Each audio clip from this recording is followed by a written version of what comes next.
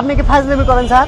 আপনাকে দেখে এই বিশেষ ক্যাডার হওয়া বা শিক্ষক হওয়ার রুচিটাই শেষ হয়ে গেছে আমার। এখনো যুবদল তারপরে ছাত্র দলের সন্ত্রাসীরা এখনো অবস্থান করছে। আপনি কেন সাংবাদিক এবং পুলিশ প্রশাসনকে হলে ঢুকাতে পারছেন না? আপনি কি ফাজলামি করেন স্যার? মানে মানুষের যে চাকরি করলে, সরকারি চাকরি করলে যে এতটা বিবেক বুদ্ধি যে বিক্রি করে দিতে হয়, এটা তো আপনি কেন না দেখলে আমরা চিনতাম না স্যার।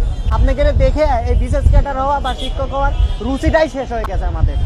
আসসালামু আলাইকুম রহমতুল্লাহ। ধৈর্যের কিন্তু একটা লিমিট আছে। এভাবে একটা দেশ চলতে পারে না। ঢাকা আলিয়া মাদ্রাসার ভিতরে কিছু কতিপয় যুবদল এবং ছাত্রদলের সন্ত্রাসী যারা বহিরাগত, ওই আলিয়া মাদ্রাসায় পড়েও না একটা। আপনার স্ক্রিনে দেখতে পাচ্ছেন প্রিয় দর্শক, যুবদলের এবং আপনার ছাত্রদলের একটা ফুটেজ আপনারা দেখতে পাচ্ছেন। এরা নাকি আলিয়া মাদ্রাসা দখল করে রেখেছে।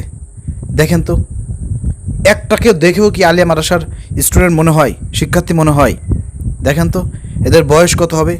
সব 35 থেকে 40-এর উপরে বয়স।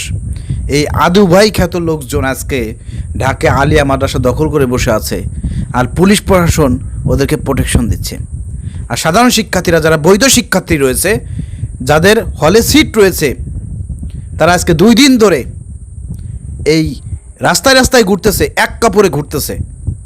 প্রিয় দর্শক, আপনারা দেখতে পাচ্ছেন তাদেরকে হলের মধ্যে প্রবেশ করতে দিচ্ছে না। এভাবে তো একটা দেশ চলতে পারে না। এটা কি, কোন দেশে বসবাস করতেছি আমরা? এত মানুষ জীবন দিল, হাসিনার ফ্যাসিবাদকে উৎখাত করলো, তাদের পতন ঘটালো। বিএনপিকে মানুষ ক্ষমতায় আনার জন্য? বিএনপি ক্ষমতায় এসে এইভাবে সন্ত্রাসীদেরকে লুটপাট করাবে?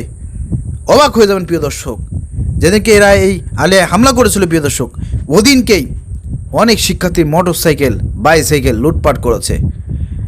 90 থেকে 100টা ল্যাপটপ তারা চুরি করেছে। প্রয়োজনীয় কাগজপত্র, অ্যাডমিট কার্ড, তারপরে আপনার ভোটার আইডি কার্ড, প্রয়োজনীয় কাগজপত্র সব কিছু লুটপাট করছে।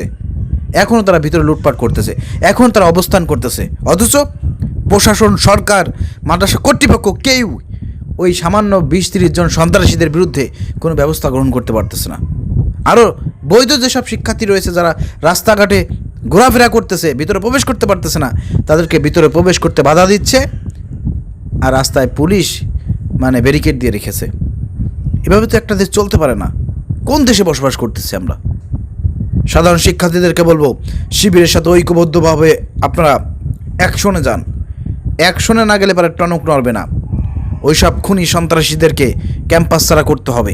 কোনোভাবেই ক্যাম্পাস হল দখল করতে দেওয়া যাবে না। এর জন্য যত প্রকার অ্যাকশন নেওয়ার দরকার, অ্যাকশন নেন আপনারা। আপনাদের সাথে দেশবাসী আছে, দেশের জনগণ আছে।